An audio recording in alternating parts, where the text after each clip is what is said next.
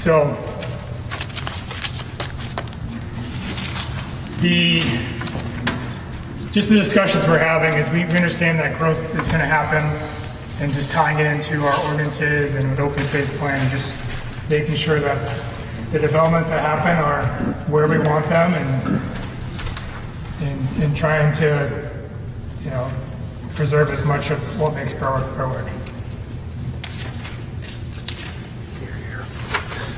Well, I hear from people usually online, but just no more growth, no more development, no more. It's like no, we're not developing faster than we were 5 years ago, or it's not. In the '90s, you had 100 new units in a year, and and if just looking at these historical trends, there was only 2,000 people in Berwick for 100 years. From 1850 to 1950, there was only about 2,000 people in the town.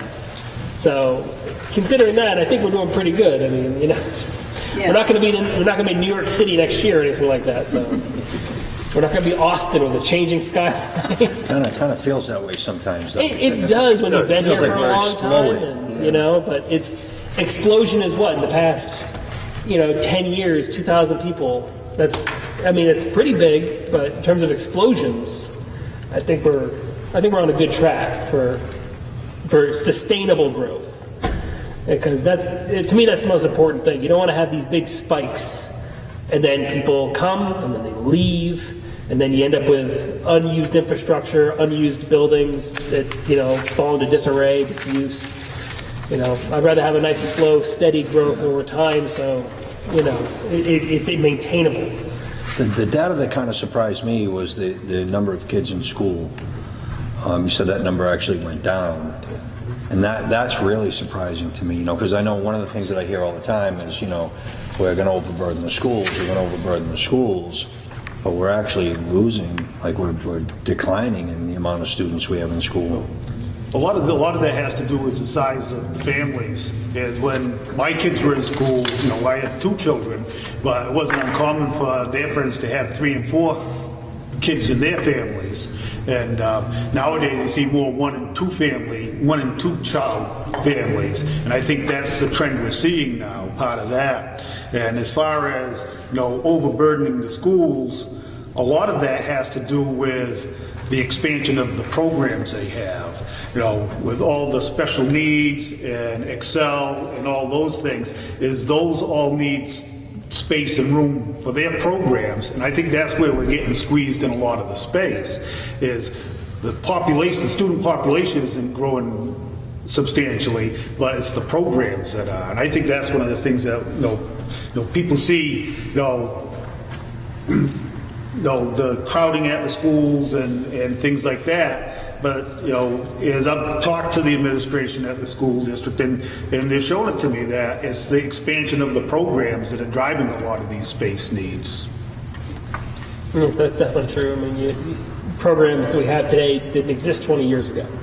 So, and they all need a classroom or 2, or, and that is true. And you're right about the smaller family size. There's a lot of families now that don't have any kids, that don't intend on having any kids for personal or economic reasons. And we also have an aging population as well. So people are staying here, their kids have left, and there's not new kids coming in because they're still there 20 years later.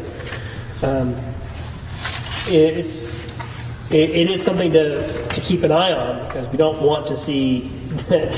We don't want to overburden the schools, but we also don't want to, have unused schools. That's another, a big issue as well. You don't have to see it shrink away. You mentioned the historic population of Berwick being around 2,000. I was born here in the 50s, and when I went to school, it was always 2,500 people in town is what we talked about. When people talk about the growth in the town, and we saw that starting in the late 60s and into the 70s, and what that was at the time was a lot of those developers were the sons and nephews of the farmers that had big tracts of land that started developing them. So it's that generation of the landowners that started the process of developing the land and stuff. And that's where you see a lot of the, like, Little River Farms and out on Key Brook and those places. That's when those were the first ones to come in. And, you know, those were the type of things that were coming in at the time. And, you know, there were a lot of pushback at the time about it, and that's when we finally got zoning in here. But 87? yeah, Something like that? Yeah, it was in and out a couple times. But I hear a lot of complaints about the growth in town, but most of the people I hear complaining are people that moved here.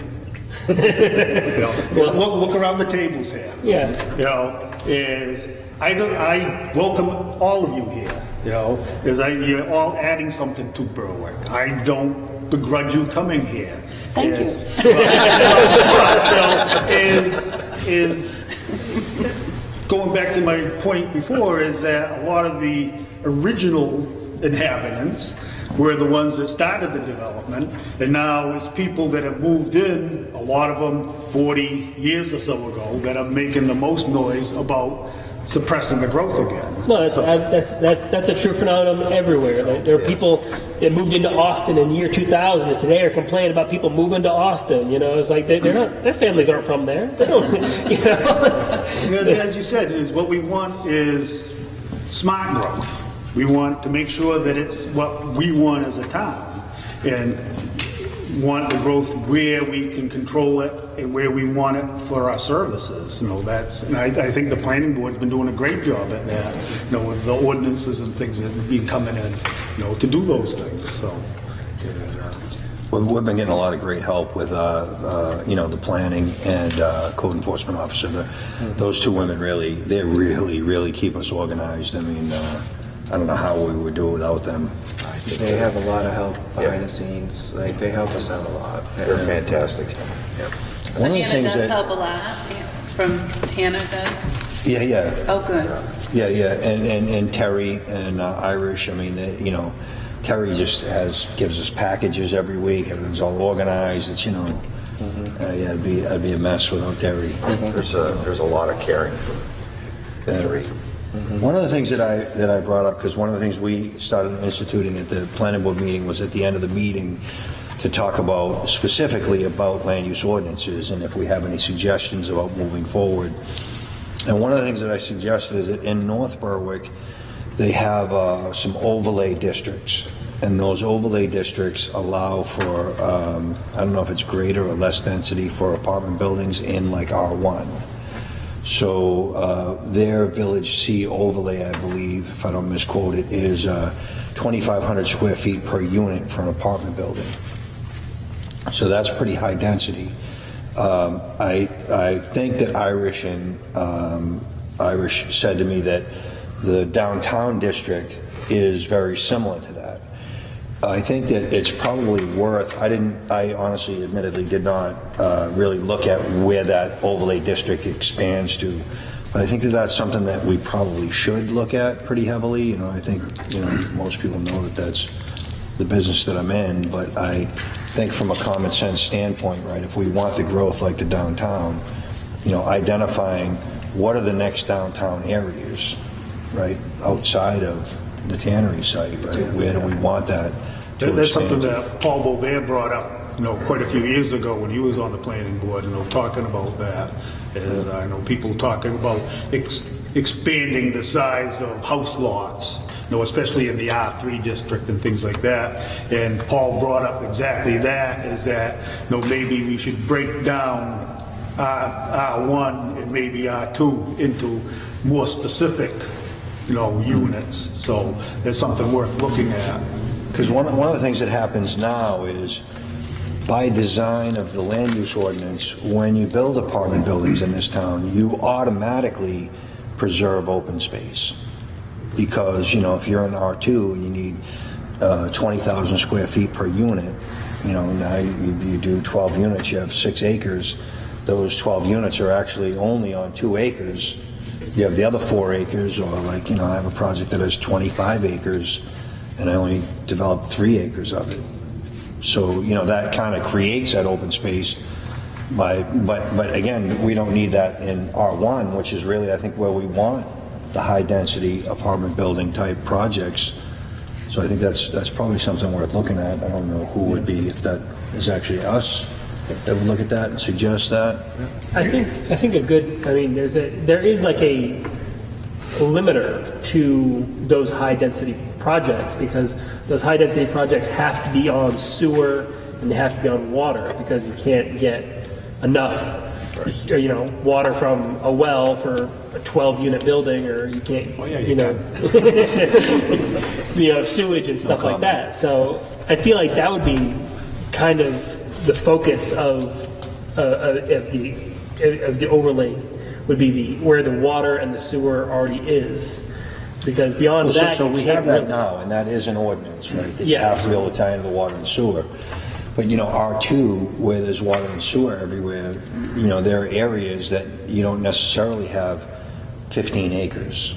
I currently have a project I'm putting 18 apartments on, and I have 18 acres.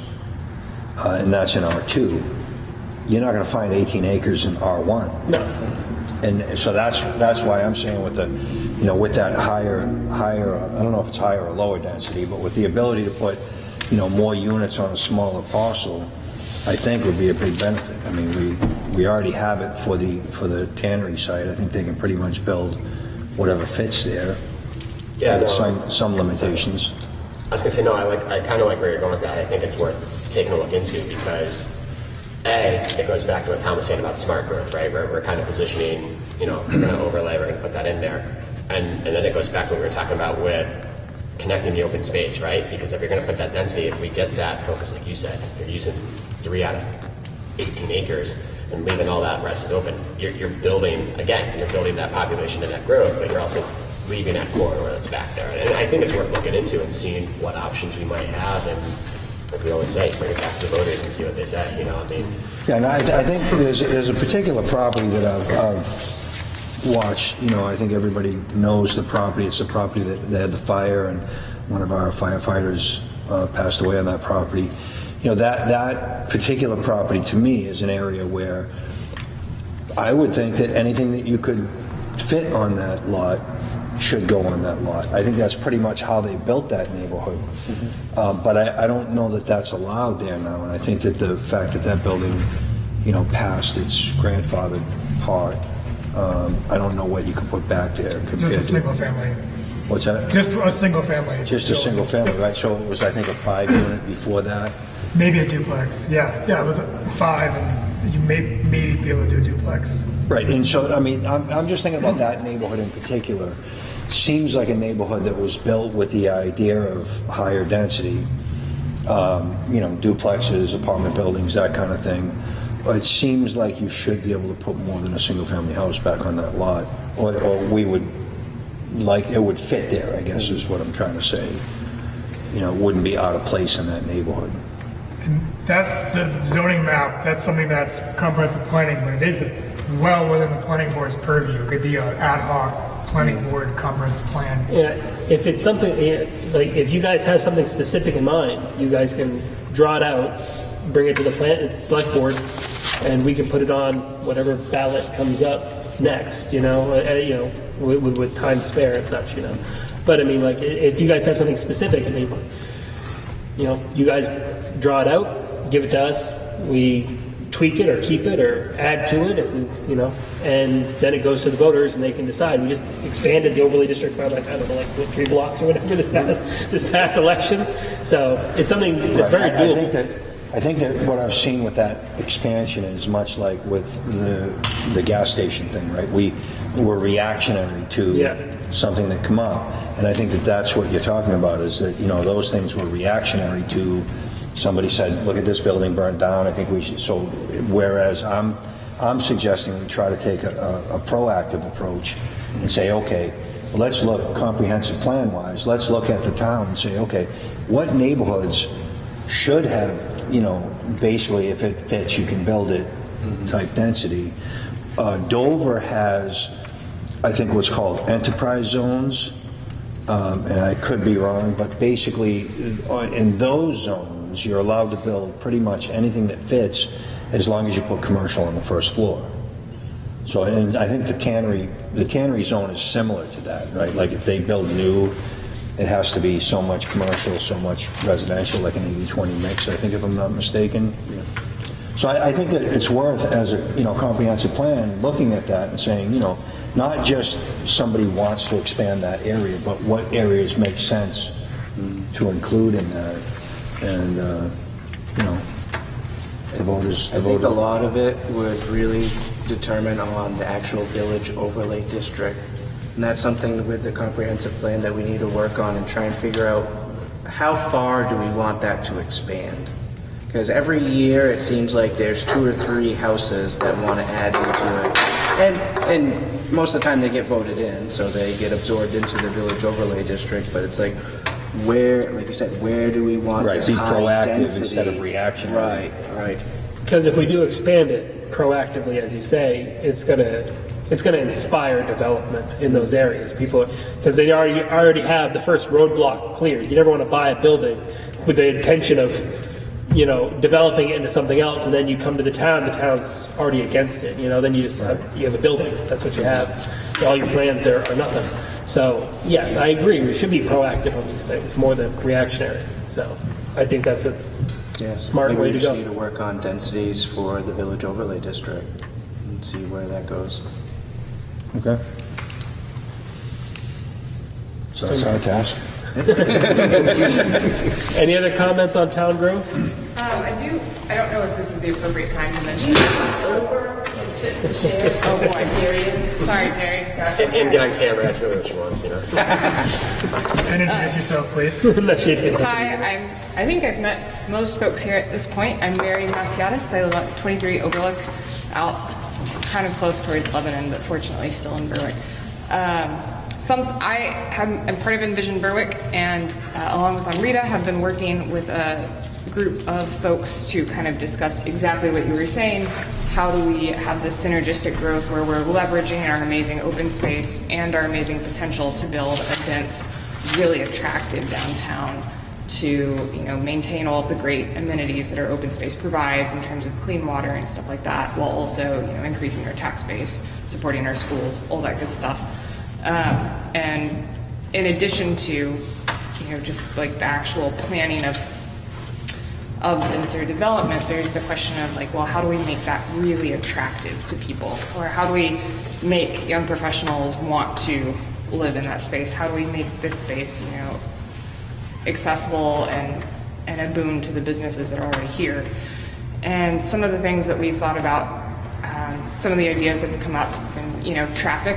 And I think at one of the last gas station meetings, somebody made the point that we don't want to become South Berwick with their infamous traffic jam. And so prioritizing as part of that density, walking areas. I think, there are already some trails planned, bike lanes, protected bike lanes, so that kids can, have that avenue without their parents having to worry about them, so that people can commute to work, or, it's great to not have to drive home from Corner Point, that sort of thing. So that's something that's come up, and we would love to see some ordinances around that, and are obviously willing and very happy to help research and craft that language, and to support y'all in that.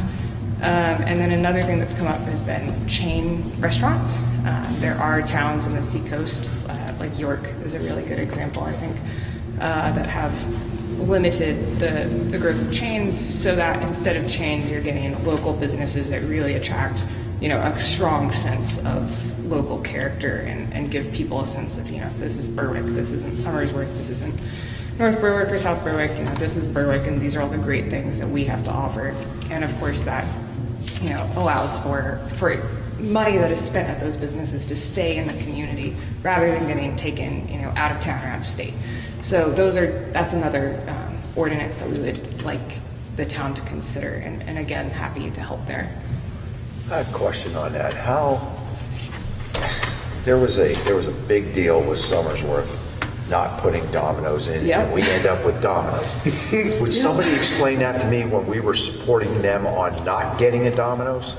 Because that's what I thought we were I doing. can speak to that. Please. So the owner of Domino's, both owners of Domino's are close friends of mine. Dominic lives in Dover, Okay. so he's a local guy, even though he has a Domino's sign out there. He's a local guy, just like the rest of us. Franchise. He is a local pizza shop owner. He does own multiple locations. A couple of the things, James and I actually had conversations about this early on before John Smith bought the tannery site. From a development standpoint, one of the things that I think that we should really be considerate of and careful of is that as a developer, if I go to the bank and I say, I have this piece of real estate, I want to develop it, I want to build this strip mall, and I'm going to rent to all mom and pop shops, the bank is going to say, no thank you. Very true. Just that simple, no thank you. Because mom and pop shops have an 85% fail rate in the first 3 to 5 years. However, if I go to the bank and I say, I have an anchor store, Dunkin' Donuts, I have an anchor store, Domino's, I have an anchor store, Jiffy Lube, the bank won't be able to get their checkbook out quick enough. So it's important that, we talked about this with the tanner, if you put no chain regulations in place, you are going to take development and make it come to a screeching halt. I don't think that's true. We have a brewery here, we have Maggie's, we have a new pizza place on Route 4, JoJo's. I think there's actually always ample opportunity for people to fund businesses, and it's certainly more work, and certainly as a developer, it might be more difficult to raise financing, but I don't know that as this group of people, it's our responsibility to figure out how developers are going to develop our town. It's our responsibility for us to plan how our town gets developed. And so taking every possible stumbling block out of the way of a developer so that they can just do whatever they want is exactly, it seems to me, how you can end up living in a town that isn't the town that you planned on living in. But I do hear what you're saying. So my partner also works in the trades, and I hear about the difficulty of getting money from the bank projects all the time. And I think that we would have to have a coordinated approach to. Yeah, and that's what I'm saying. I don't disagree with what you said. Right. I think that there's also a fine line of discriminating and Correct. not allowing stuff. A lot of the things that we've been going for are like design standards. Right. That's what I was going to see. That's what I was And making buildings look like they're not chain restaurants and stuff like that. That's a big win for us on that. Yeah, because at the end of the day, if I wanted to open up a Suntan City, right? I'm a local guy here. I want to open a Suntan City. Suntan City is a national brand. So to say we're not going to let those chain places in here, I think we got to be very careful about that. Is all I'm saying. I hear what you're saying, and I agree. think sometimes we forget chain versus one owner versus local franchise operating under a brand name. Yeah. And I think it goes back to Mike's comment about design standards. And yes, Jeremy, to your point, yes, there's some great restaurants and stuff here. But let's not forget there's also a bakery and a coffee shop that have opened in the last 3 years right across the street that have also failed. And that goes back to Les's point that, so we had 4 wins, we had 2 losses. And there was So also, it's, there is that balance that we And that's the watch balance. You have that chain, that anchor store, and there's more to it than just the funding of an anchor store. So, if you have a Domino's, say, and Domino's is going to attract, a known entity is going to attract 300 people a day to that store. Now, the mom and pop shop next door to it has a much higher success rate because 300 people every day are going to Domino's and they see that store. Absolutely. So, creating that mix is really, I think, the ultimate solution, right? But, banning or trying to stop, national chains from coming in, I think is a bad move. It's from a funding standpoint, you have to have those anchor stores, or you have to just have such an obscene net worth that you either fund it out of pocket or the bank's going to lend you $50 million to develop the tannery site. I think Signature. I agree. I don't have any love for the idea of banning any type of any type of business. Business is business as long as it's legal. You should be able to pursue your happiness. But I think to your point is that we could, craft ordinance or, something that might be entice more local small businesses, encourage them, whether that be tax incentive or, something like that where, if you're local and you're trying to build something here, then, you're not going to, you get a little bit of a boost, and if national chains want to come in, then they can, but they're not going to get that same leg up situation, and that way you have the best of both worlds. Everybody who wants to come can, and if we can encourage local people to make local businesses, which Is that legal? Sure it is. People do it all the time. Discriminate against chain restaurants? Other places do it, but they do it in reverse. They give the tax incentives to Amazon to build a warehouse in their backyard, and then they lose millions and millions of dollars doing that, I mean, I think it's really worth noting that the wealthier towns along the coast have built up their brand by, prioritizing, we're going to have cute, local, full of local character. And I think it sends a message to the people of Berwick if we say, we don't, if we don't say that we think local character is worth developing here, if we don't say that,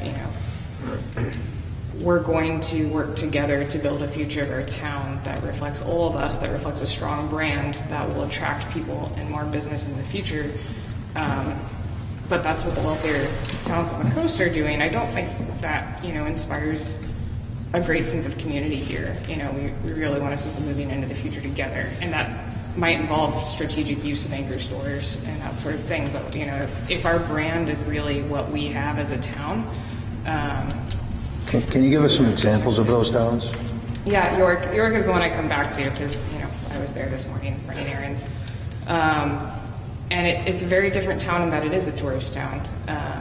There's no question that there's a lot that's different. It is, but York also has chains. So there's the balance. Yeah. There is the balance. So. And that's what I was thinking too. I was thinking, I'm thinking about Kenny Bunk Wells, Ogunquit, and I'm just thinking like, yeah, they have a ton of these mom and pop shops, these mom and pop pizza places and all these other things, but they also have a Domino's and a McDonald's and, they don't have. It's not like when you drive through Massachusetts and it's a 1,000 of those chains in one intersection, but they still exist. That's the balance that I think is healthy to strike. Right, and it goes back to the design standards that we just put in because you look at York's a good example, but Freeport.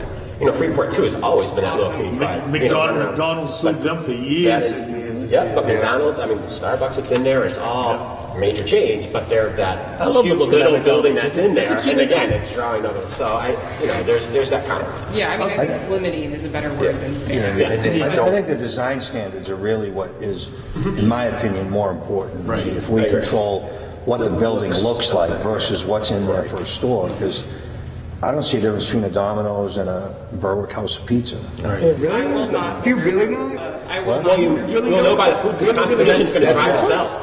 I will say this is I've talked to John and Cindy Smith about them looking at clients and stuff, and they were begging local pizza shop owners to open there, but all the people they talked to, they're happy where they are, and they didn't want to take on a risk of moving to a new place. So they tried and they tried and they tried. I've wanted to open a pizza place for years. Just give me the money and I'll do it. I promise. Yeah, well, I'll make some great.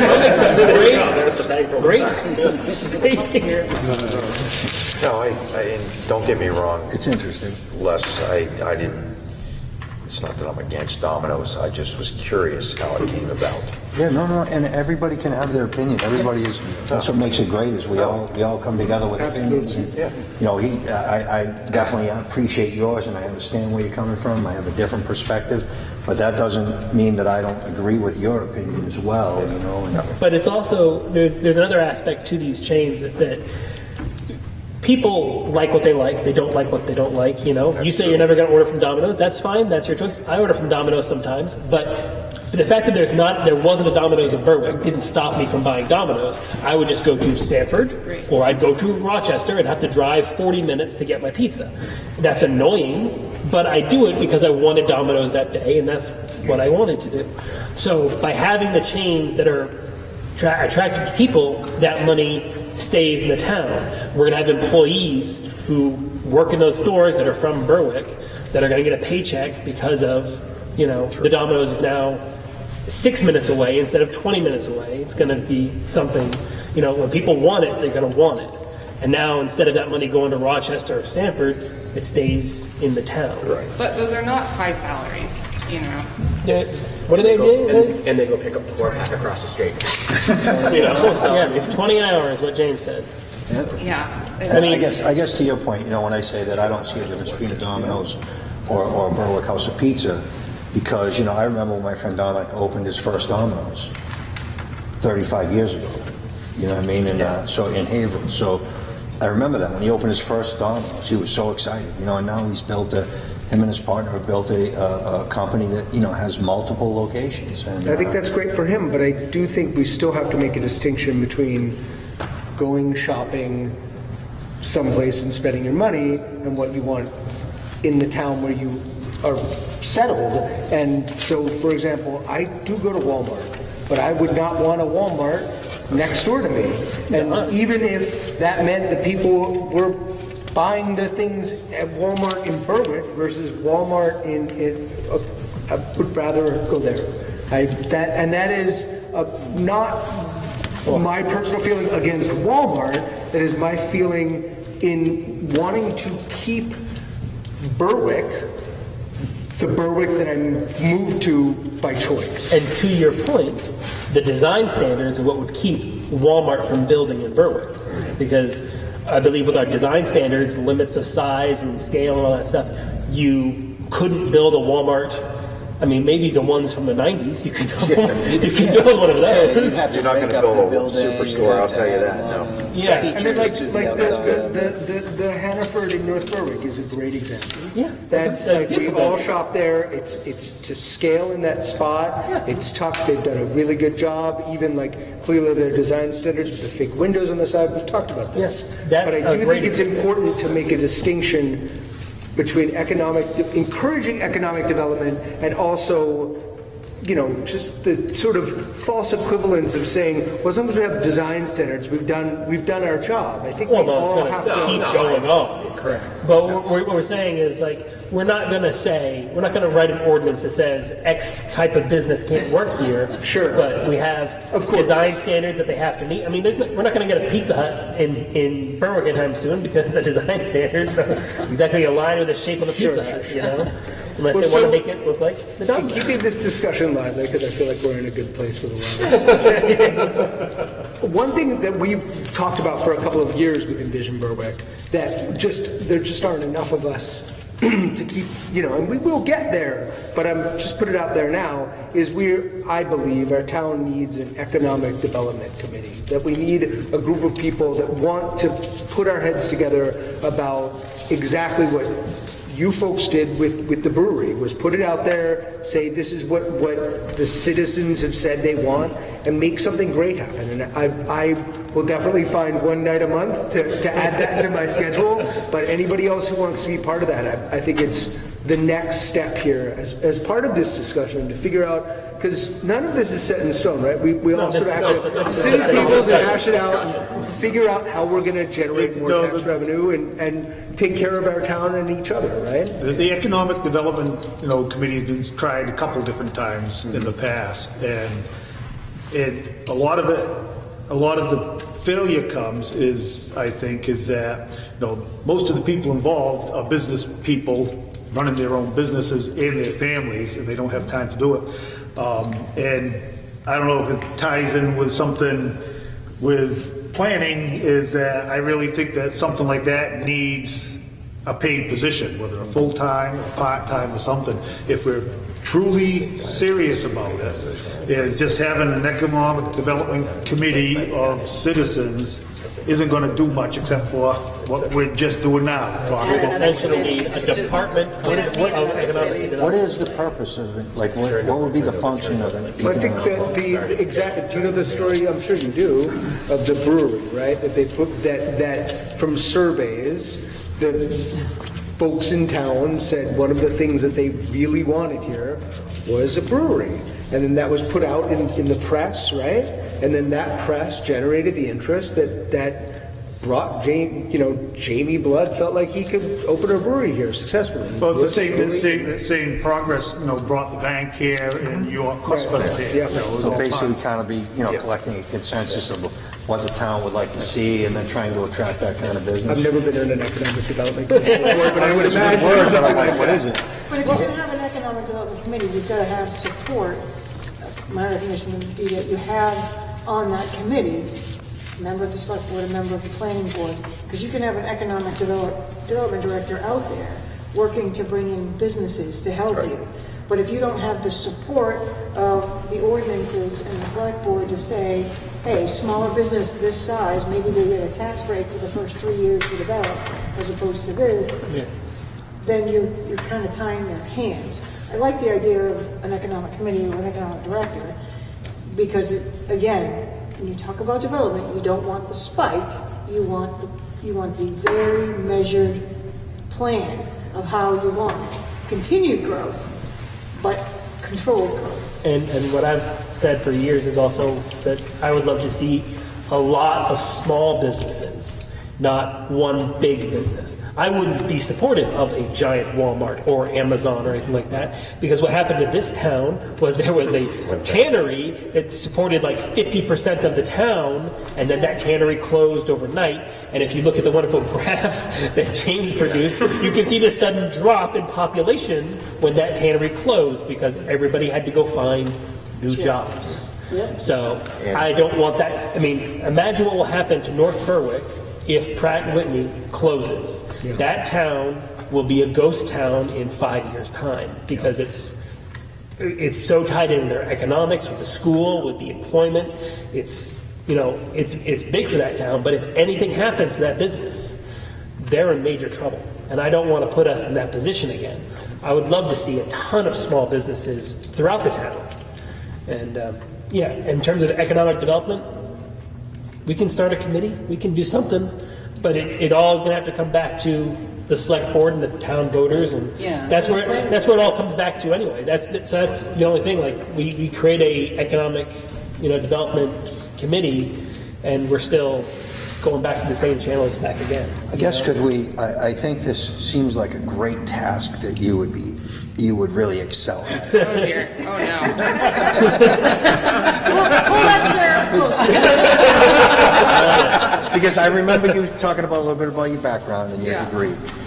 Could you create a description of what an economic development committee or economic development person, what their function would be? I really remember visiting Monson on a field trip for my grad school, because they have been working with their county economic development committee to totally reinvent themselves. And so I think I have a general idea. I'm sure James also has a general idea. Well, I was just saying the other place to reach out to would be Sanford, because I was talking to. Because I'm having trouble envisioning what turnover they do. multiple times. What the job would be. Finally have a Well, good Sanford has like a whole development office committee for there. it. Correct, but it's been a process, because it started out of the Chamber of Commerce. We don't have that Boston committee. Economic Development To be Committee. fair, I don't know And it what was they a do lot of either. work where it started at Vail, started I don't know what at they Vail, do. and finally have it going. Let's start So small. I mean, I think it's that started would be, at least because again, like I said, that's a town that had an economic plan that failed. Yeah. And then they kind of rolled over and it turned and failed again. And it was a lot of small, and then it was that dual growth of a couple anchor stores with some smaller businesses coming in. And now they're, and then you can tie in the Walmarts and the Lowe's that's now down there if you want to. But again, they wanted it built on the outskirt. That was their plan. But they've now seemed to have gotten it going. I remember they've had other things that were supposed to happen in that town that didn't. That was the economic plan that was going to kind of save it. And It didn't work. it didn't work. When there's this But you can see how they've kept changing to evolve to where they're successful now.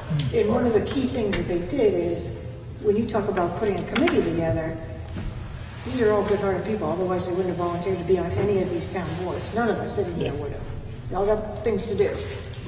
So in Sanford, what I noticed about that is, they truly put these committees together, but people didn't have the background or the knowledge to really kick it off and make it work. So it did fail a couple of times. So when you say, looking out there are plenty of examples like in northern Maine where mills have closed and they've had to literally redesign their town to attract people to move there. If you're going to do it, then the select board in the town needs to look at hiring a professional economic director. The committee wasn't my idea, it was his. Well, no. What I'm saying is, a director guides the committee Right. that says you're in the right place, and whether that starts out part-time or full-time, if we're gonna have that conversation, then that is something that falls back during budget time to really look at that, and maybe do a survey. That's something that I've been looking at, that possibly our TIF could partially fund, or fund the economic development, could fund that position. I guess again, I need to understand what that, Self-funding position. what that job description is, because I can't put any intelligent input into it when I'm like, that's like the guy behind the curtain, right? Exactly. Or Wizard of Oz, right? And again, that's why I get these workshops. Let's not make a committee with you where we figure out what they do. Yeah. Well, I think just Now we throw things out there. Committee to figure out what the committee does? briefly, I mean, there's this concept of spiraling up that I'm sure some of y'all have heard, where certain types of businesses are better at and certain types of resources are better at attracting other resources than others. Like pretty common sense. But of course, we have to invent a fancy term for it. And so I think a lot like an economist and a businessman all in one, and they're not busy. well, I think just a starting point would be identifying if this is where we want to be in terms of we want a tax base, we want increases in tax bases. We know we have an aging population. How do we make sure we're attracting younger workers to bring have some continuity in our tax base and stuff like that? It would be establishing if this is where we want to be in 5, 10, 20 years, this is what we have to be doing now, both in terms of what, like the brewery, what do we want to be doing to attract businesses in a very targeted way, but also like going back to planning, what do we need to do to make downtown attractive to the types of businesses we need to bring in? And so like I personally, see a huge opportunity for Berwick with remote work. I'm very biased because that's what I do, but it's kind of perfect for that because I get to enjoy the amenities of open space. I get to enjoy proximity to Dover and the train line from Portland to Boston. I would pay so much money for my standards, which is admittedly not a lot, but to have a co-working space downtown or things like that, and to attract that sort of thing, I think we need like exactly what you were saying in terms of protecting open space, having a really navigable, welcoming, charming downtown, and lots of housing. So yeah, I think that's I slipped my 2 cents in there. But I think that's generally what an economic development committee would do, would be putting the pieces together of like, these are the types of businesses that would allow us to build to achieve our economic goals. So I think, James, we looked at having a report done by a company similar to what that sounds like she's describing, right? But they kind of on the opposite direction, right? So what you're saying, it sounds like, is kind of like with the brewery, where we kind of get a consensus of the town of what types of businesses we would like to see in the town. Whereas the report, if I remember right, that we were looking at was more of a what kind of businesses would succeed in this location. Right? So kind of a, two different approaches, and maybe they don't get to the same place, right? Because maybe in town we're like a brewery, but that economic report that we had looked at several years ago was maybe it says the brewery's not going to last in this town, right? And I'm just using that as an example because we have one, but so yeah, I mean, I guess I don't know where I was going with that, but that makes more sense to me, and I understand a little bit now how that works. That seems beyond something I'm capable of, and I think that it goes back to maybe that is, I think you suggested that you need to have an economic director. Somebody with experience that says, okay, you want to do this, well, do we pay $30,000, $40,000 for a study when maybe another population in Maine has already done a similar study or something like that? that economic director is going to steer you to where you need to go. They're going to find out what you need. Do you need a survey done? Do you know that? They're going to communicate between the planning and the select board. If you really want economic growth, this is what you need to do. And they're going to assist you, assist us, and kind of be able to put all of that stuff together. Then also go out and look to say, if this is where we want to go, is there any federal or state grants that are out there? What things have worked in other places? They're going to do all of that research and bring it to you to help guide you, to be able to say, if this is where you want to go, tell me where you want to go. Great, I'm going to go back and find a plan and a way to say, this is a possible way to get there. And if you get the right economic director who's got experience, they're going to be able to answer the questions that we say, that sounds great, but I don't have the experience to do that. Tell me how that's done. They can bring that back to the table for you if that's what you want. It also sounds like something that might be something that could be consulted out as well. So we don't have to pay for a full position. There are planning schools all throughout New England. Yes, there are. Where, people are getting their grad degrees. People need projects for their final year, and classes need projects, Exactly. and they're pro bono.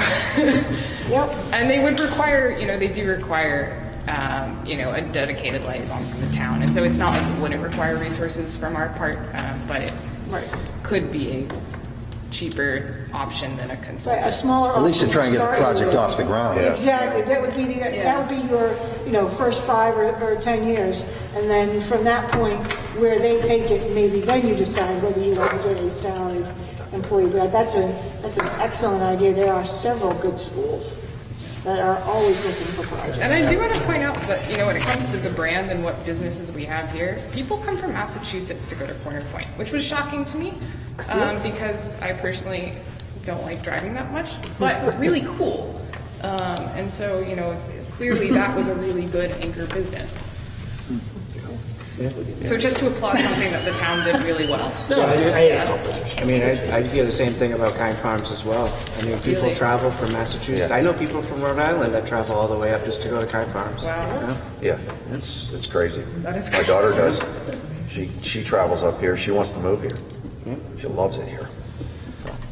We're doing some right, bro. Yes. So we got to move on, I guess. You have a life outside of this, Tom? No, my bedtime's coming up. It's not about a life. It's Ordinance and amendments. I think we can skip back away to Yeah. our website and can. I figured we covered. I thought we covered that, but I wanted to make sure before I moved on. Well, I'll just say one thing before we skip it. We need town input. Yes. We have like 4 or 5 people that have given us input, but we need, out of 8,194 people, we need more input. If people want change here and they want stuff to stay the same or not, we need input. One way or the other. We need direction. And a lot of people like to complain online. Well, come and talk to us in a public forum and we'll start changing stuff. Also, people like to complain too late. Yes. It's by the time you've heard that somebody is developing something next door to you, it's already too late to change any ordinance that's going to make that stop or change. If you have an issue that you're worried about, conceivably, come talk to us now and we will work on something. But don't come to us after they already broke ground, because nothing's going to happen at that point that we can do. That's just, at that point, the town's hands are tied. They already followed the rules, and now you're just mad about it. We can't help you, The only ordinance that I'm concerned with is, and I told him that I would like to see specific ordinances related to the EV vehicle charging stations that are businesses, so that they're not just lumped in with gas stations, that they're separate, that they have their own set of ordinances and requirements, so that we're not limiting people that just want to make an EV charging station with a store on it, or if they just want to have EV charging stations in front of their business and charge for the power, stuff like that. So I think that that's something that we should look into, just so we can be forward thinking, because that's the way things are heading. And I think, it's not exactly encouraging it, but at least it's preparing us for when people want to do that, and we don't have to scramble at the last minute when someone says, I want to do this, but none of your ordinances match what I'm trying to do, and then they have to hold their plans for a year while we figure it out. Along the lines of EV charging stations, is I know a lot of people with solar arrays on their homes, they actually produce more electricity than they use, and they don't get to keep that extra.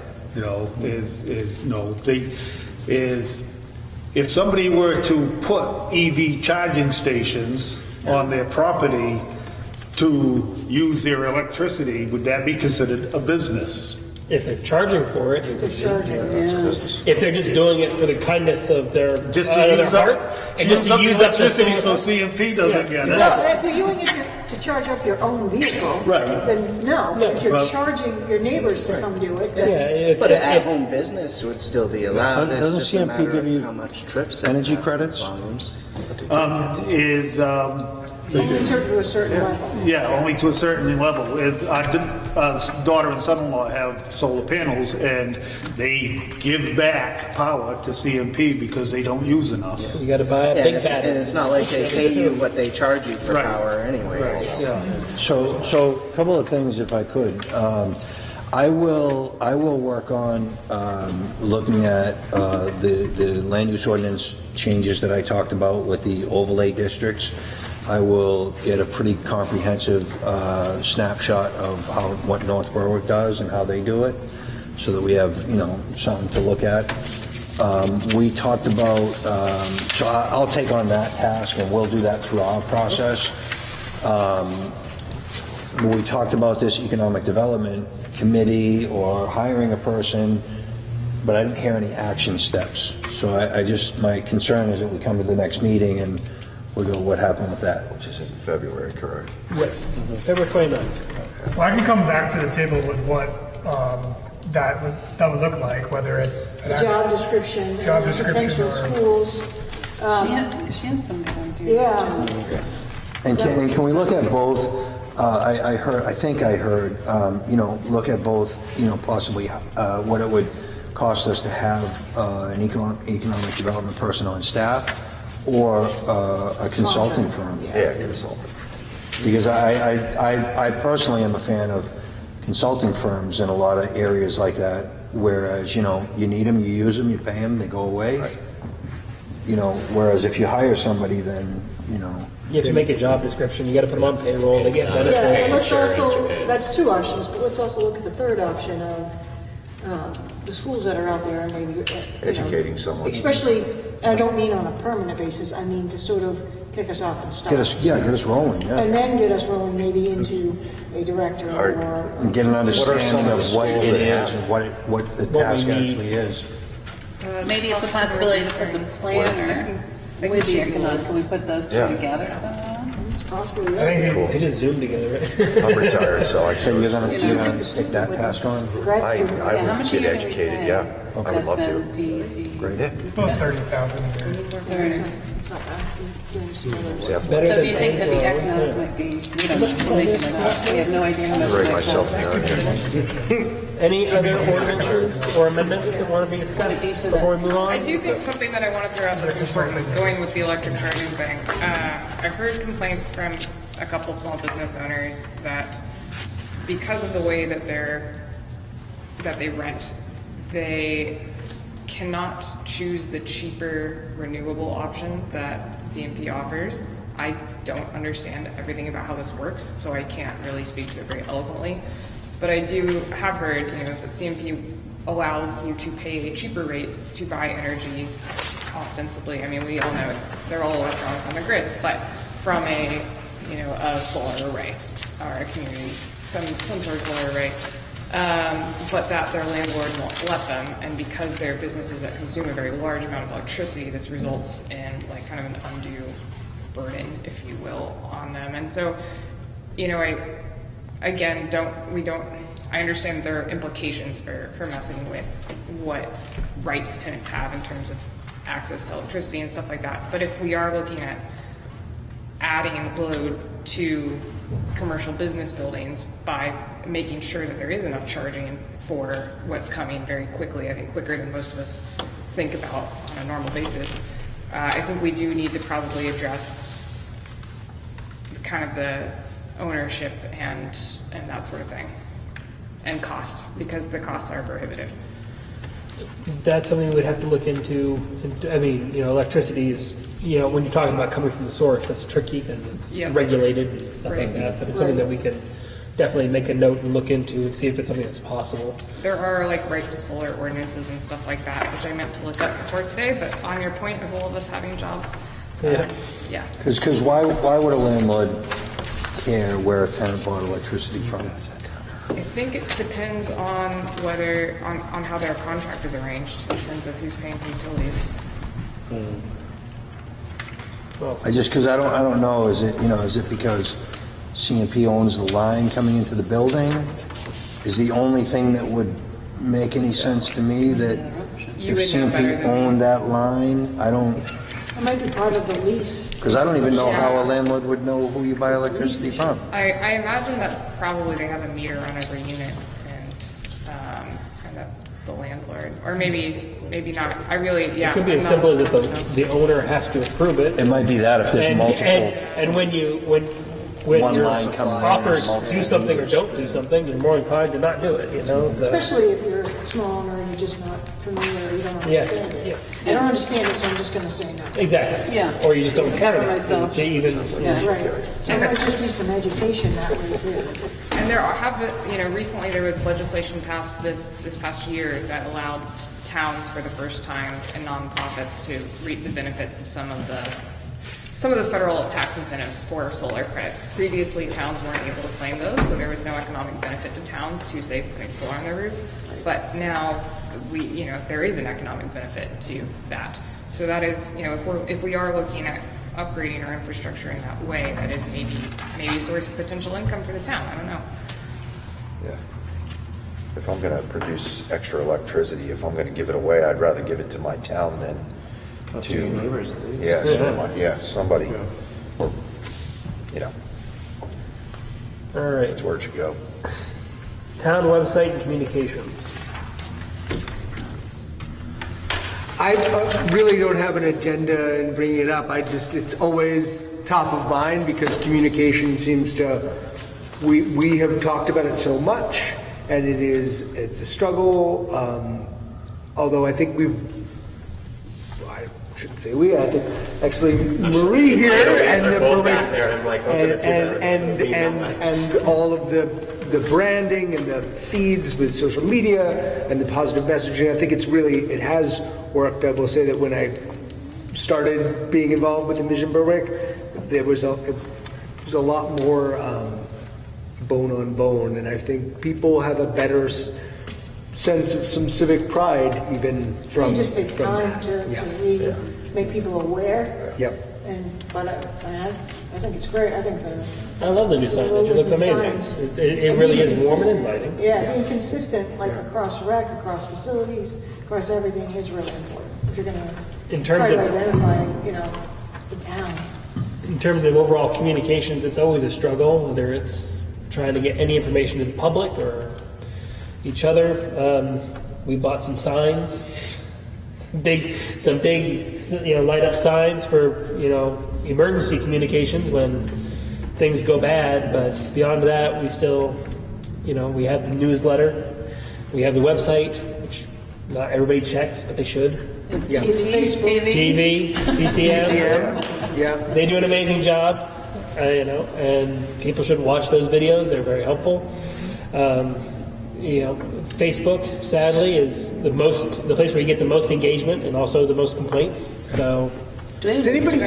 nope. I We don't do. think so. Well, Envision Berwick does, which is big, sort of. I follow the Envision Berwick one. One of the things that we can do, and James commented on this when we were talking about speed tables for our street on Sweetser Street, is having community leaders, people that will tell our neighbors what's going on, because I'm going to tell you, I communicate with my street, everybody on my street, about a lot of things, not things that I can't disclose, but things that I can disclose, and encourage them to do things, because we got quite a turnout when we were looking for support, and it's all about speaking to your neighbors and creating these neighborhood representatives. Representatives. It's That it's sounds very like important. such a good idea. And I'm thinking about the logistics of it. Like, we 20 or 30 people, and they are the crux of like the communication, and somehow we message all of them, and then it gets disseminated down to everybody else. Just piecemeal, it's a bad game of telephone, but it sounds great on its face. I love the idea of it just being like a meeting with all these people. Again, it takes somebody to head it up too. It's not easy. Yeah. Well, it's people should come to the meetings. Come to the meetings. Come to the meetings. Watch the meetings. We give out all the information that people complain that they never know about. So please come to the meetings. Or just watch it. Yeah. I mean, at the beginning and end, we talk about stuff all the time. Try to give you all the updates. I mean, could it be like an assignment in school, like in the high schools that, Community involvement. Some sort of like, I mean, just because I know that's a good way to reach parents sometimes. I mean, with some of the younger kids, maybe, but the high schools are also mixed as well. It's North Berwick, Lebanon. So. But they should pay attention to their town politics too. That's true. You're right. That is definitely true. There should be a citizenship class, but I don't know if there is. Well, there was a citizenship merit badge. I had a three of good them. example, an example of this is like when Les came to the board, which I really enjoy because I see things from a different pair of eyes now. There's developers. I used to be a builder, so I can understand some of the things that he talks about. And it has opened my mind to different things. And this is what's good about this. So the more communication we have, and this is what I tell my neighborhood, we can't just always just do something real easy. You got to discuss it. You got to fight for it sometimes. You got to make your points known. We wouldn't have those speed bumps if we wouldn't have, and you guys came. Kudos and to you. You listened to us. And it was good. It's not the first time that's happened. People contact us with problems, on a regular basis, and usually they get handled pretty expeditiously. They're pretty done pretty fast. So, but you have to come to us. You actually have to show up at a meeting. You have to talk to us. Send us an email, phone call, text message, something. You can't just expect us to know that your problems exist and that they're going to get fixed sometime. I think that it's an important thing. It's one of the things that I noticed when Nicole was on the board. She periodically would mention what the board's job and duties and responsibilities are. So I've been trying to pick up that torch and let the public know, at least the people that are at the meetings, as a planning board, what our job is and what is within our wheelhouse and what is not. We do that too, where sometimes I ask a question not because I don't know the answer, because I want everybody to know the answer. Right. Again, not enough people come to the meetings, not enough people watch them, but I do it anyway, just to make sure. I think that what I was going with that is that, that prodding, I think if there's a way that we can get that message out more to let people know that, like, look, you don't want this in your neighborhood, then, the way to do that is to come to the meetings and speak up. We've built into our agenda right at the end of the meeting, land use ordinance changes. So, anyone that has any suggestions or recommendations on land use ordinances, and, we had a woman speak and basically told me point blank that it was my job to figure that stuff out. And I was like, I appreciate that, and I'll do the best I can with that. But, that's your attitude. You're going to have with no amendments to the land use ordinance is what's going to happen. Yeah, there's. But again, try to get the community to be proactive versus reactive. And that I don't know how to get that message out there, except, at every planning board meeting, maybe one of us just mentions that again and again and again, and hopes that some people are watching and they get the message, and maybe they see something happen, in this location, and they're like, I want to make sure that doesn't happen in my neighborhood, right? So, then they can be proactive like that and say, look, what are the land use ordinances here? Can you put a marijuana facility in my backyard?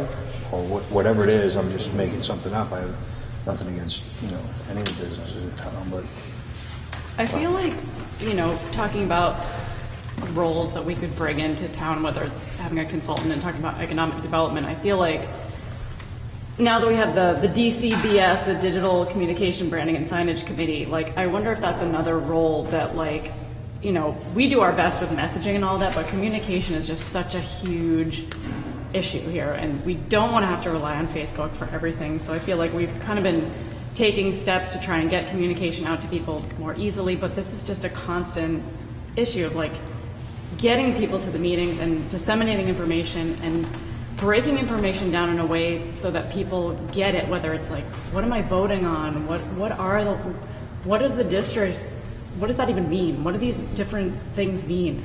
And doing it in a way like that might be another person that we can help kind of bring in, but in the way that we feel is, in the Berwick way, like in a way that's not like just some random person that comes and says, this is how we're going to do it. Like they really become part of our team. I don't know. I'm just like kind of thinking about this because I just think that this is such an ongoing thing that like we can do our best. Like my background is design, so I can make everything look really nice, but what's the strategy behind, there may be people that have so much more expertise than we do, and again, not reacting to things, like kind of foreseeing things like, oh, look at all the things that we're already doing and say, oh, we don't know. So there might be someone that has so much more knowledge and background that's like, hey, this is how I've done this in this other community and this worked really well, and like we can all kind of work together to kind of execute that. I think the Achilles heel has always been that communication is a two-way street. We can't, we can put out all the information we want to, but you get people saying, oh, there's no point to going to any of those meetings. Nothing ever changes, and they've never been to a single meeting ever. Right. Right. There's Be open to receiving. yeah, we post everything, we repeat it multiple times, then you get people going like, well, my mother doesn't have internet. How is she supposed to know that? Like, well, what did you want us to do? Call every person in town and tell them when a vote is? I mean, that's really unreasonable to ask. We do as much as we can with what we have. Right, and we all have our own kind of skill sets. So if there's someone that like has a communications background or something like that that can kind of help guide us in a more effective way to get the information that there's so much amazing information. We all have all this knowledge and all of this stuff to share. It's all available, but maybe there's just like a better way to package it up and get it out to people in a way that we try, but it's like, I have a degree in communications. I think. is that a volunteer? I thought that's what I heard too. But I think we're all on information overload, and it's like a lot of people, they get home from work and that's it. They're done. They shut down. Yeah. Because at work they're terrorized. Right.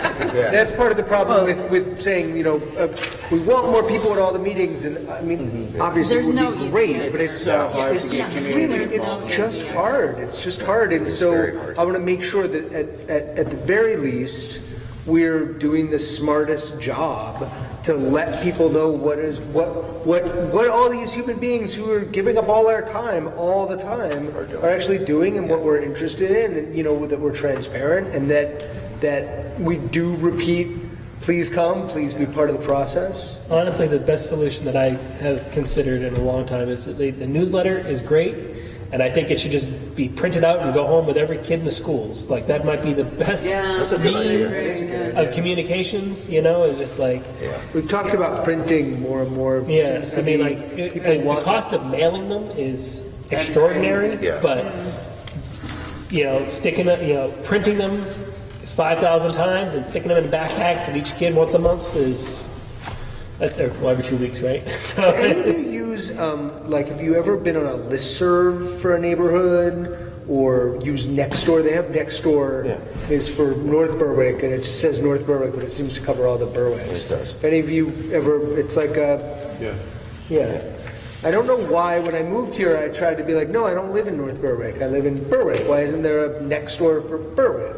I'm like, no, North Berwick. But it'd be interesting if there was a way... Because, again, Facebook is designed so that we don't get to know when we put something out if it's going anywhere.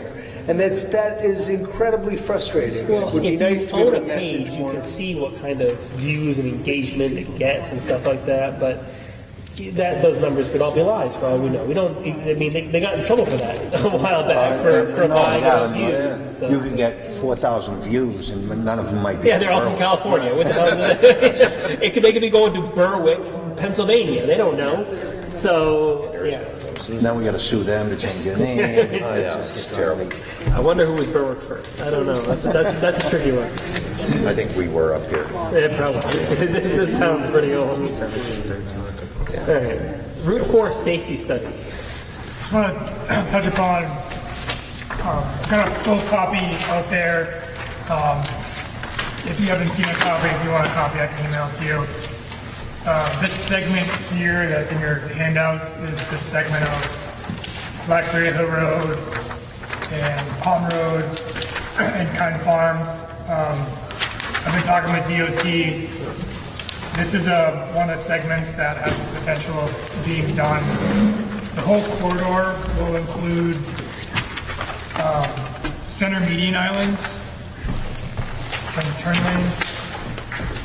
And the idea with center median islands, not only does it prevent people from passing, it can slow cars down. So after, there's no definite timeline. We're going to get to these as quick as we can possibly fund them and construct them. And there tends to be a lag time behind grants and construction. But the important step here is that we have the concepts done, and we're in line for this to be done. After these improvements are done, we will do a speed study, and hopefully the speeds will be reduced enough to drop the speed limit. The DOT, the way that they do speed limits on their highway, is they do a speed study, they take the 85th percentile of the speed, and that's what they make the speed limit. So for us to get the speed limits down, these are the first steps of improvements, is to narrow the street, or like I said, put the median islands in. Do we need to get state approval to do these? We will. Yep.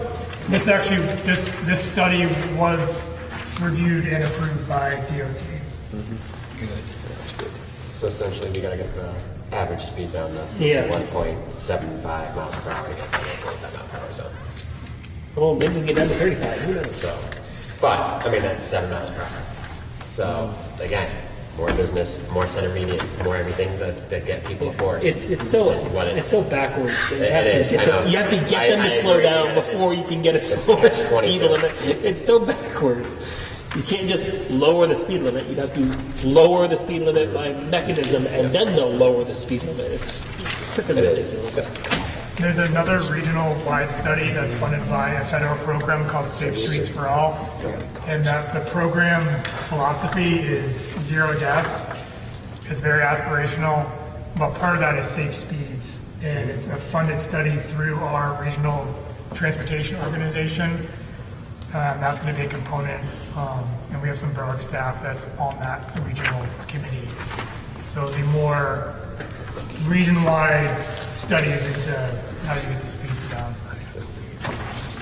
Any other questions on Route 4 safety study? So if this gets implemented, who pays for it?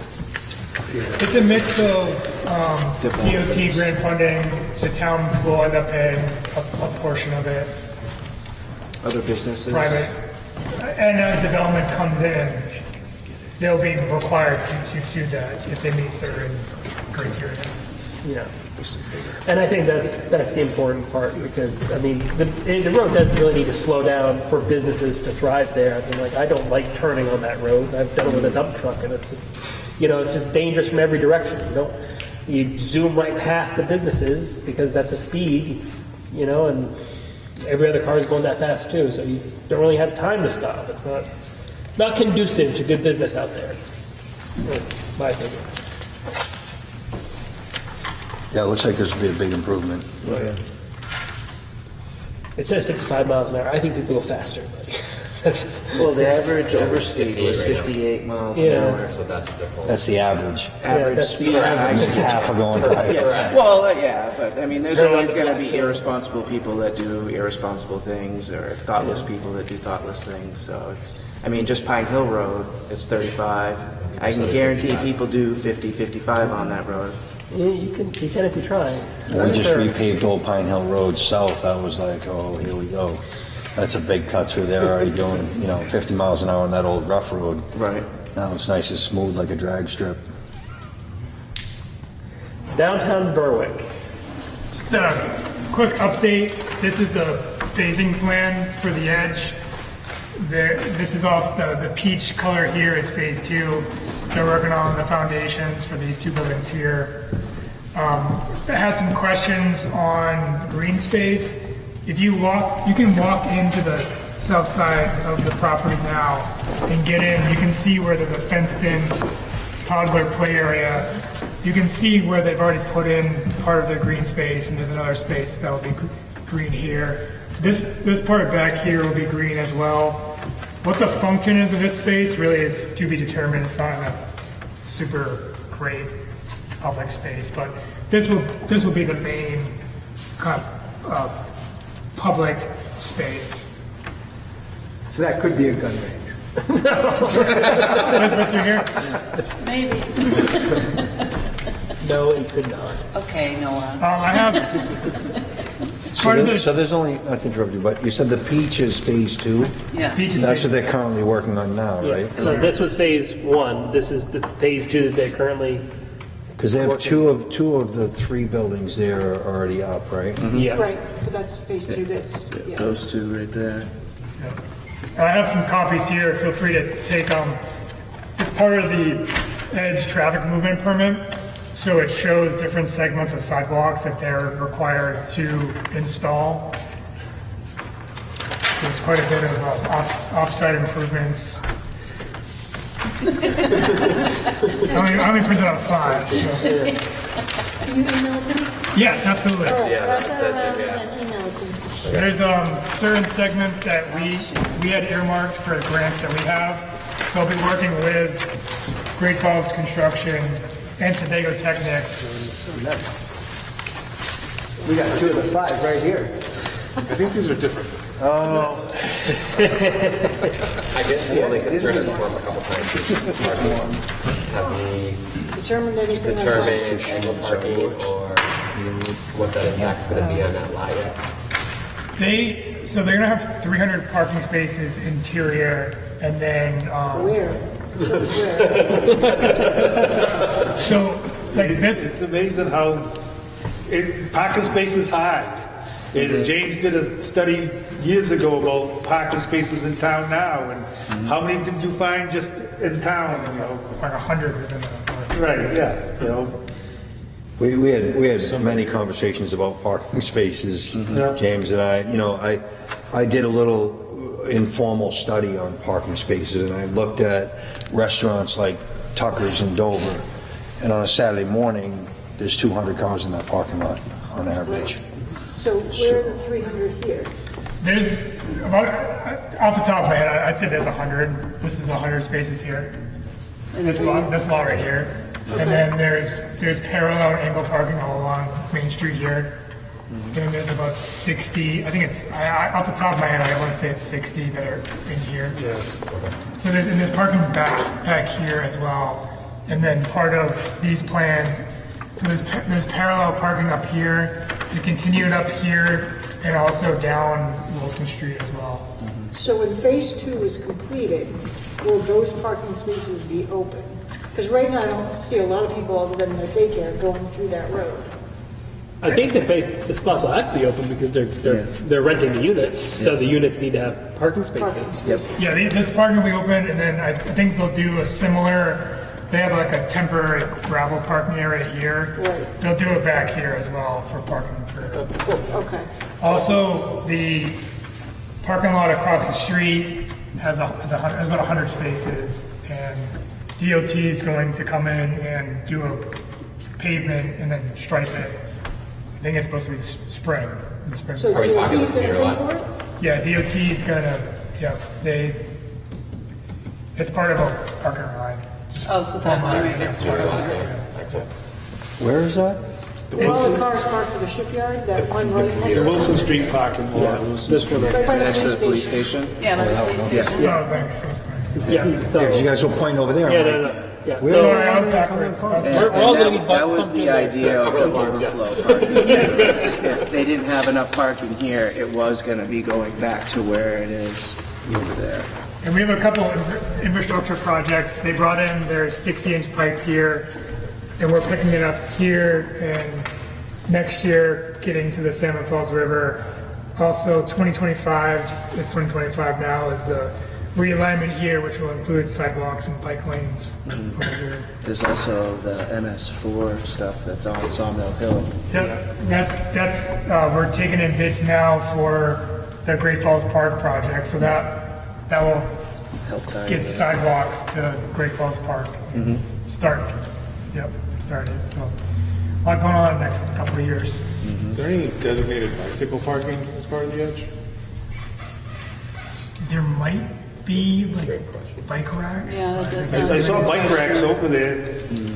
No. Did you? Yeah. Yeah, where did I just see a bike rack? I just saw a bike rack. By the daycare, wasn't there one? Yeah. But somewhere else too, there's a bike Yeah. rack. Is it on the side by In the front gym? in front of the fitness place, I Yeah, think. that's what I mean, Yeah, yeah. the bike rack, they have a bike rack there. I've seen it a million times, I never thought about it, but yeah, it's right there. There's one in the bushes up there. Any other topics to discuss? Well, you just said it, is there any reason why we don't have one? Because for Corner Point, for Domino's, we're building up, we have town lots, but I don't see any bike racks in the town lots. Is that something that could be looked Yeah, at? I think that's as part of site amenities. I'm sure that sounds like low-hanging fruit to be able to add and Yeah. have bicycle facilities. We'll put that in the next budget. So in the downtown area, you talk about the Great Falls Park and the green space, with the plan for the Greenway connection all the way up through town, up through the woods, up by Penny Pond and up to the library. We had talked where the community garden's going is that the planning board at the time, put in a proposed path through there to connect everything. And we talked to James, and there may be some ways to use the TIF money for some of that project. Is one of the things I would like to do is on Logan Street, the town has 2 right-of-ways going into the Penny Pond Woods that we don't use.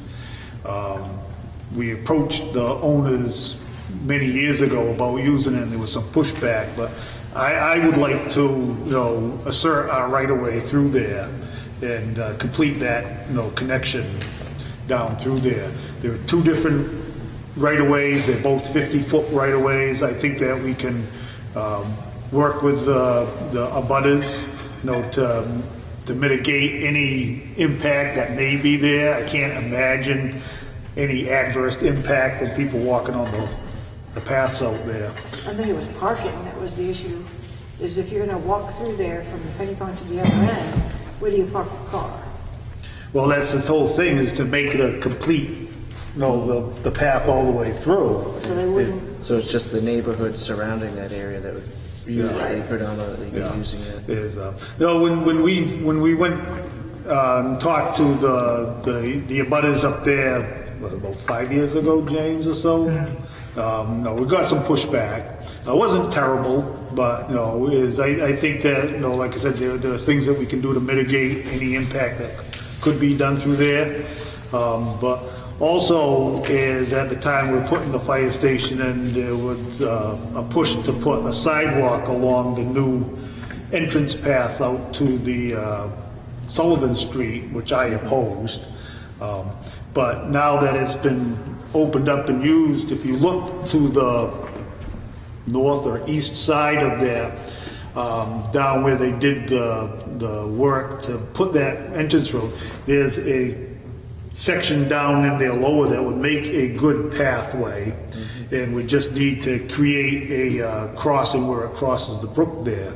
And I'd like to, see if we can use TIF money to do that.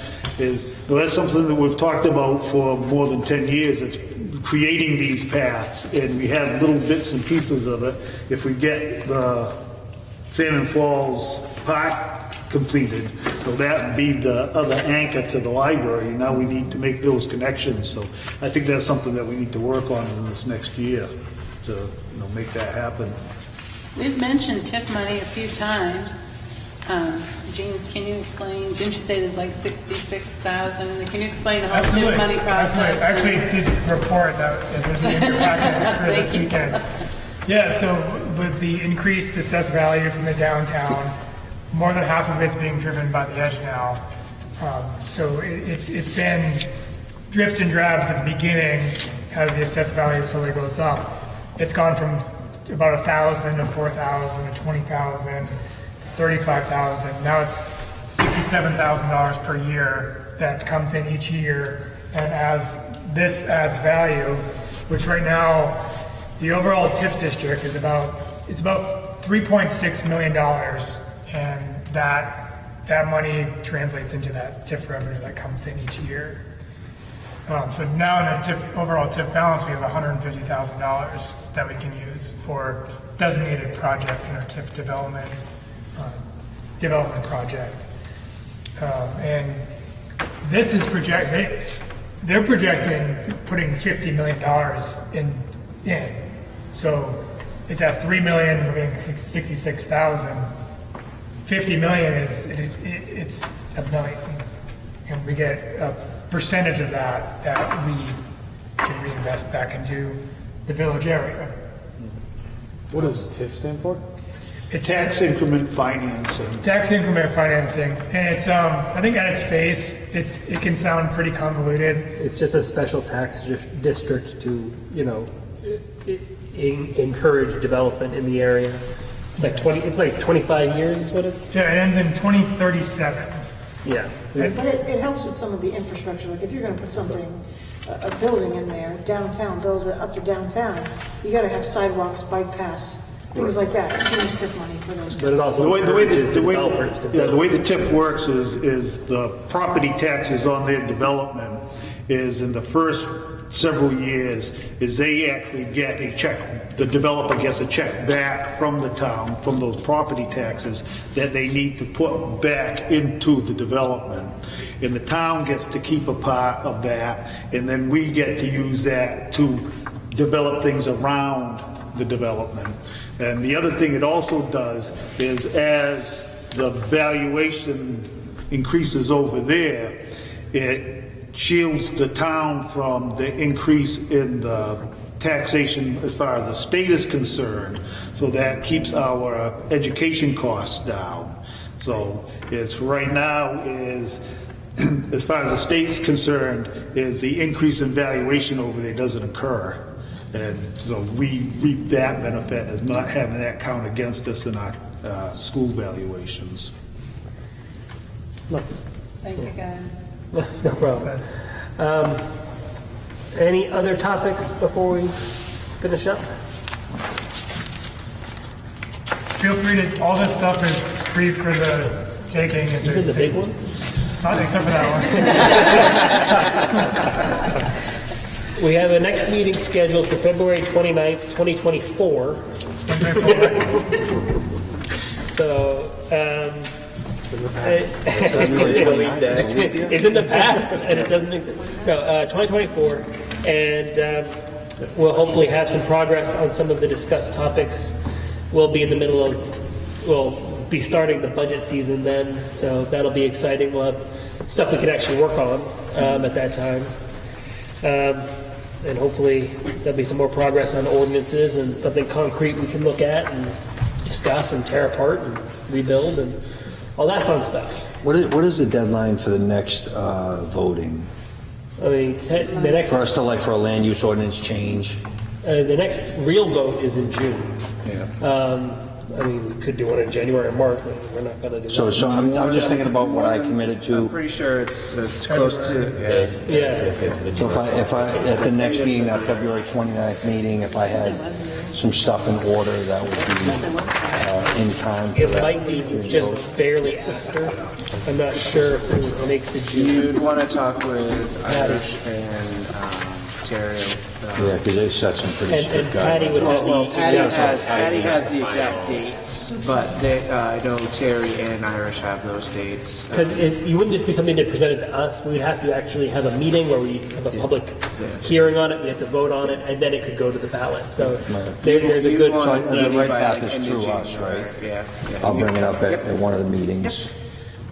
Other than that, the tree lighting is the 1st. The parade is on the 2nd. Hopefully everybody's walking that's here. Yeah. Remember, you're all I'll be invited. with the Girl Scouts, and their wonderful float is in my yard right now. Linda gets married on the 3rd. Yay. Yay. Don't cancel the parade. Married in downtown Berwick, so there would be no parking on Sunday? Well, there's 300 spaces coming to be. I don't think there's anything else. Anything else? Anybody? No, thank you guys all for coming together. Yeah. Thank you. We know that We didn't everybody open, has a but lot going on, so to come out here on Yeah. another night and be out here